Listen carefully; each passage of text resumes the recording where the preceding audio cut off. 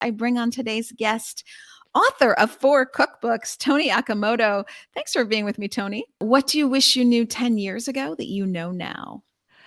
I wish 10 years ago that I knew that this would be my life. I wish I knew then, when I was trying to figure out what would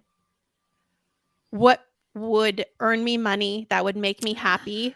I sometimes feel like it's easy to let go of our dreams and our passions for the sake of being comfortable, having to not worry about your rent or where your food comes from.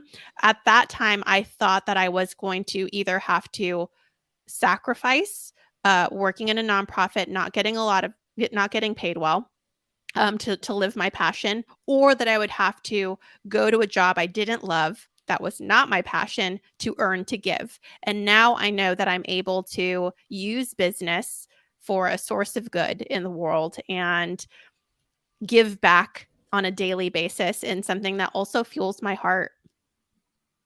Yeah. How inspiring. I think that's dreamy. I think that's really what everyone shoots for, is to take their passion and make it something they can do every day and feel like they're making a difference in the world while they grow their business and help people. It is indeed dreamy.